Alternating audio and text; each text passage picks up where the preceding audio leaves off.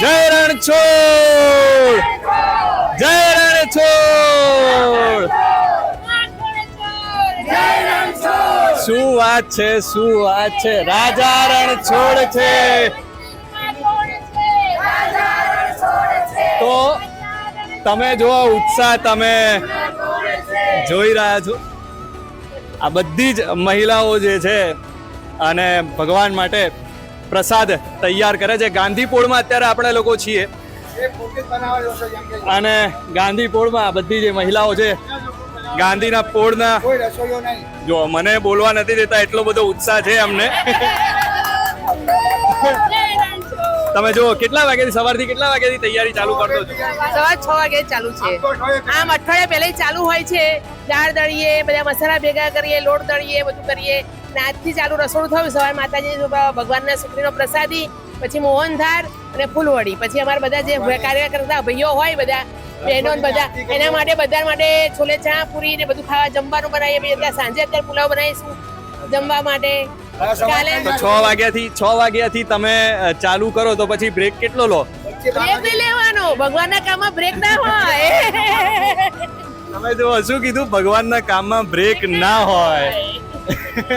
કાકા શું કહેશો તમે? બસ બસ ભગવાનની દયા અને પૂર્ણ રહીશો. સાથ સહકાર બહુ જ આપે છે અને આનંદ ઉત્સાહ મળે છે અમને. જેવો લગ્નમાં નથી મળતો એવો અમને આની અંદર મળે છે. ગાંધીની પોળમાં રસોઈ અમે પોતે જ બધા આવીએ છીએ ભેગા થઈ, અને મેન માણસ હું જ છું. તો મને બધું આવડે છે, હું બનાવું છું. અને ભગવાનની દયા અને ભગવાન જગન્નાથ તો મને હાથ જોડેલો છે.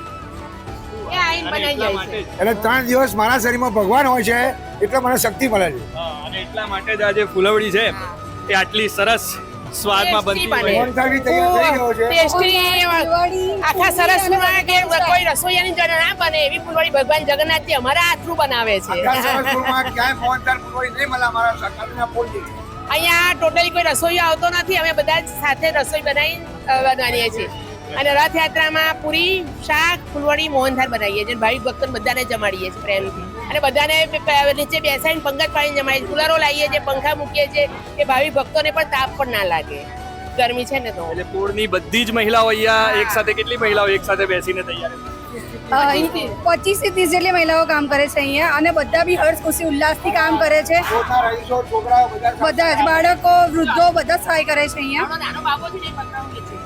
અચ્છા, શું નામ છે બેટા તારું? કેવિન. કેવિન નામ છે. આ કઈ રથયાત્રા છે તારી? બીજી, ત્રીજી, ચોથી? ચોથી રથયાત્રા. 8મી રથયાત્રા. 8મી રથયાત્રા છે તારી.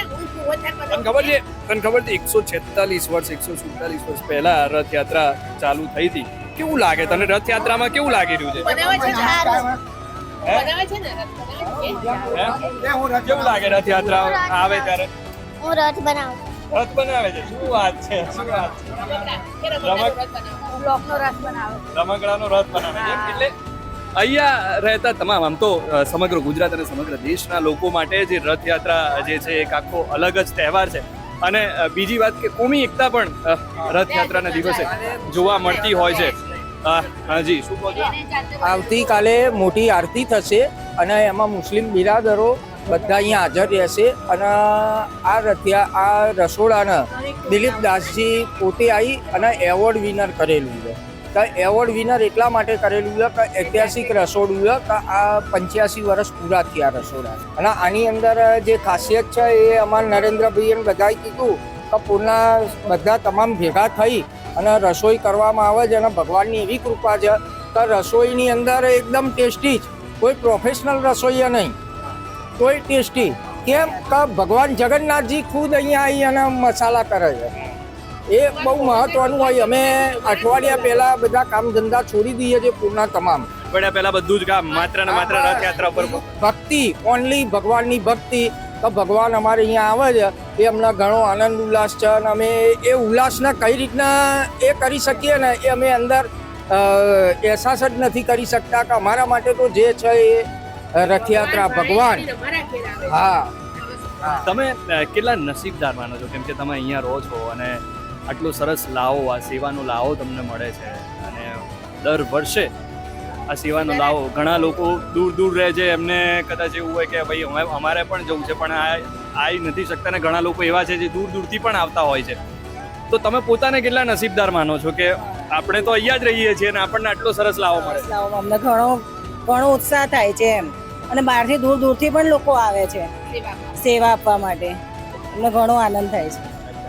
શું કહેશો તમે? જે ભાવિક ભક્તો બહારથી સેવા આપવા આવે ને આ વર્ષે, તો બીજે વર્ષે સ્પેશિયલ પાછા આવે સેવા આપવા માટે. અને અમારે તો આનંદ ઉલ્લાસ. અહીંયા રસોડામાં કોઈ સેવા આપવા માટે? હા, પૂરી વણવા આવે, પછી શાક સમારવા આવે, બધી સેવા આપવા માટે આવે. લોટ ચાળવા, ઘઉં સાફ કરવાના હોય, દાળ સાફ કરવાના હોય, બધું એ બધા માટે આવે સેવા આપવા માટે. રાતે કેટલા વાગ્યા સુધી? હવે રાતે તો આખી રાત ચાલે. આજે આખી રાત, કાલે શનિવાર સવારે ચાલશે તો આખી રાત. સવારે જમણવાર, પૂરમાં બધે જમવા આવે, જમવાનું પતે પછી બધું કમ્પ્લીટ થાય ત્યાં સુધી ઊંઘવાનું નહીં. અને ભગવાન છે ને અમને થાક લાગવા દેતો જ નથી.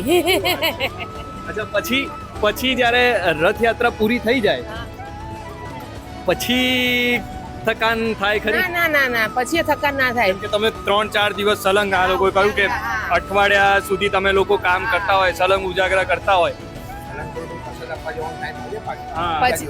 પછી રથયાત્રા પતે ને પછી 3 દિવસ તો પ્રસાદી વેચવામાં જાય પાછી. 3 દિવસ પ્રસાદી વેચવામાં જાય. હા, એટલે એ 3 દિવસ એટલે સલંગ આખું તમારે આખું 10 દિવસ સાચા. 10 દિવસ સાચા. 10 દિવસ પછી આમ કેવું લાગે જ્યારે રથયાત્રા તમારી પતી જાય? કેમ કે કેવું હોય કે કોઈ મહેમાન આયા હોય ઘરે, ભગવાન જાય તમારા જાણીતા. આપણા ભગવાન ઘરે જાય ને પછી એમ દુઃખ થાય કે આપણા ભાણેજ આયા હતા તો ભાઈ પાછા એમના ઘરે ગયા. ક્યારે મોકો મળે ક્યારે આવે એવું બધું રાહ જોઈએ. રાહ જોઈએ. અને જેમ નજીક આવે ને એમ થાય જલ્દી આવશે, કાલે આવશે. તો જેમ નજીક આવે વધારે આનંદ થાય. અચ્છા, તમે પણ સેવા આપી છે? હા, હું 12મા ધોરણમાં છું તો હું મારું ભણવાનું રોકીને અહીંયા સેવા આપવા આવું છું. મને સેવાનો બહુ જ આનંદ આવે છે અહીંયા સેવા આપવા માટે. તમે શું બનાવતા હતા?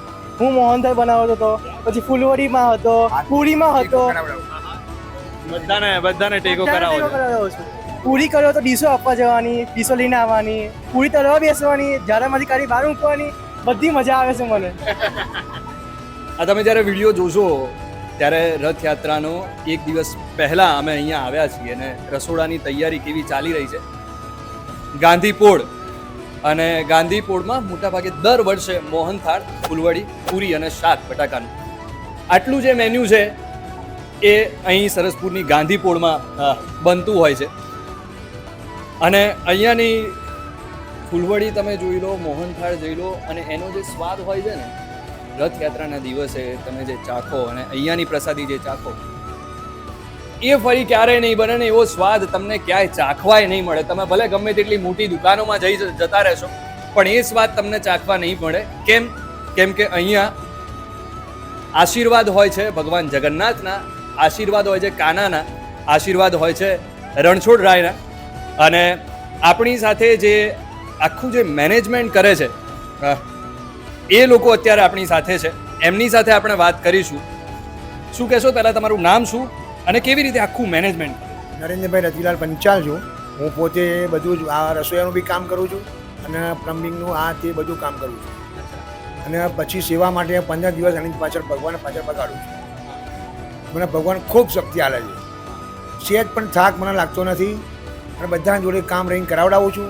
બધા પૂરના બી સાથ સહકાર મળે છે, એવી મને આનંદ થાય છે. પણ પહેલો આનંદ તો મને જેમ નજીક આવે રથયાત્રા એ વધારે આનંદ થાય છે. અને જ્યારે જાય ત્યારે મને રડવું આવે છે. ભગવાન આવતા વર્ષે આવશે એવા આવો મને આનંદ ફરી ક્યારે મળશે આટલો આભાસ થઈ જાય છે. એમનામાં આંસુ પણ ક્યાંક આવી જાય. હજુ તો ભગવાન જગન્નાથ આવવાના છે, તે છતાંય એ વિચારીને કે જશે ત્યારે શું થશે. કેમ કે એ 15 દિવસ જે એમનો ઉત્સાહ હોય છે એ અદ્ભુત હોય છે. અને એટલા માટે જે ઉત્સાહના કારણે જ આ જે મોહનથાળ, ફૂલવડીમાં જે સ્વાદ આવતો હોય છે એ ઉત્સાહ જ છે. અને એ ભગવાન પ્રત્યેની જે ભક્તિ છે, ભગવાન પ્રત્યેની જે શ્રદ્ધા છે એ જ મને લાગે છે કે આ સ્વાદ ફૂલવડીમાં, મોહનથાળમાં આવતા હોય. અમે પ્રસાદી મોહનથાળને બને અમે નથી બનાવતા, પણ અમારા થ્રુ ભગવાન જગન્નાથજી અમારા શરીરમાં શક્તિ આપીને એમના હાથે હલાઈ જાય છે.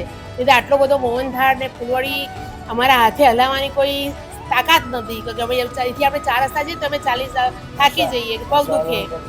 અને પછી જ્યારે આ ભગવાનનું કામ ચાલુ કર્યું હોય ને, નથી તો થાક લાગતો કે નથી તો પગ દુખતા કે નથી કશું જ થતું. ભગવાન છે ને હજરા હજુર જ હોય છે. ભગવાન જગન્નાથજીની જય. અચ્છા શું કહો છો તમે? કશું ચાખીને તો કેમ કે ચાખવાનું તો હોય નહીં. ચાખવાનું નહીં, કોઈ વસ્તુ ચાખવાની નહીં, કોઈ માપનું નહીં, કશું નહીં, ખાલી પડીકા જ ફેરવવાના અને બસ તૈયાર થઈ જાય જાતે. ચાખો એટલે બધા 25 માણસ એમ કે ના ઓકે છે, કોઈ ભૂલ કાઢે તો ભગવાન કે એની સજા આપી દઉં, એવી પણ ભગવાનની શક્તિ છે. કે દર વર્ષે પાછો એ જ સ્વાદ. એ જ સ્વાદ હોય દર વર્ષે. લોકો એના પાછળ તો અહીંયા લાઈન લાગે છે પ્રસાદ માટે કે ભાઈ અમને હાલો, પણ હું વેચતો નથી, વહેંચું છું. વેચતો નથી, વહેંચીને આપું છું. હું આવું વિચારું છું કે ભગવાન બધાને શક્તિ આલે.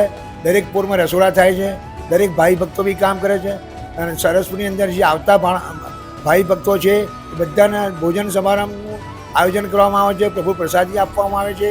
બધા આયોજનથી પ્રભુ પ્રસાદી આરોગ્ય છે, એવો ખૂબ આનંદ છે. એવો જગન્નાથજીની, સુભદ્રાજીની અને બલરામજીની શક્તિ પણ મળી રહે છે બધા. કેટલા વર્ષથી સેવા આપો છો? હું લગભગ 20 વર્ષથી આપું છું સેવા. જ્યારથી અહીંયા પોરમાં રહ્યો ને ત્યારથી મને હું શીખી ગયો છું, ત્યારથી 20 વર્ષથી હું રસોડું જાતે અને જાતે વહીવટ કરું છું. બધા આપી જાય છે દાન દક્ષિણા, પૈસા ટકે, બધી મંડપની વ્યવસ્થા થઈ જાય, વાસણવાળાની વ્યવસ્થા થઈ જાય, બધી ટોટલી વ્યવસ્થા થઈ જાય. તેલના ડબ્બા, ઘીના ડબ્બા બધું અહીંયા. એનામાં કઈ ખૂટતું નથી. એ જ તો ભગવાનની લીલા છે કે એમણે તમે એમના જ મોઢે સાંભળ્યું કે અમે ભલે ગમે તેટલી પછી મહેનત કરી લઈએ, ગમે તેટલી મહેનત, એટલે આનાથી વધારે સારા મસાલા પણ નાખીને અમે બનાવવાનો ટ્રાય કરીએ, પણ જે સ્વાદ રથયાત્રાના દિવસે, જે સ્વાદ આ 10 દિવસમાં અમે ખાવાનું બનાવ્યું હોય, જે સેવા કરી હોય, એવો સ્વાદ પછી બીજે ક્યાંય ના આવે. ફરી જ્યારે રથયાત્રા આવે તારા પાછી આ જ પોઝિશનમાં આટલો સ્વાદ મળી રહે. એટલો આશા આનંદથી આપણે બધા ભાઈ ભક્તો જમવા આવે છે અહીંયા અને જમા છે. અચ્છા, બીજી લીલા એ પણ છે કે તમને જે કોઈ રસોડામાં અહીંયા હોય કે પછી બીજી પોળમાં હોય, તમને કોઈને ખ્યાલ નથી હોતો કે કેટલા લોકો આવવાના છે, પણ તે છતાં આજ સુધી મેં એવું સાંભળ્યું નથી કે કઈ ખૂટ્યું હોય. કશું જ ખૂટતું નથી, કોઈ દિવસ હજુ સુધી ખૂટ્યું નથી. અને કોઈ અનિશ્ચય બનાવ જ નથી બન્યો. કભી કોઈ દાજ્યું હોય, કોઈ પડી ગયું હોય, કોઈ વાગ્યું હોય, કોઈને તાવ આવ્યો હોય, તાવ બી આવ્યો હોય કે માથું દુખતું હોય ને રસોડામાં આવીને ઉભો રહે ને કે તાવ બી ઉતરી જાય, માથું બી ઉતરી જાય. એટલી ભગવાને અહીંયા આશીર્વાદ છે. એવું અમારા રણછોડરાય હજરા હજુર છે. રણછોડ રાય હાજરા હાજુર છે. તમે જો નીચે પણ સોંગ વાગી રહ્યો છે, રણછોડ રંગીલા રંગીલા. અને એ જ રંગીલાની આ લીલા છે, રણછોડ રાયની આ લીલા છે કે એટલી શ્રદ્ધાથી ભાવિ ભક્તો અને અહીંયા ગાંધીની પૂરના મોહનથાળ, ફૂલવડી, પૂરી, શાક બનાવે છે. અને ભગવાનની જ આ લીલા કહેવાય કે ભલે ગમે તે થઈ જાય, ગમે તેટલા લોકો આવી જાય, પણ આ મોહનથાળ હોય કે કોઈ પણ રસોડાની કોઈ પણ વસ્તુ હોય, એ ક્યારે અને ક્યારે ખૂટતી નથી. અને ભગવાન ખૂટવા દેશે પણ.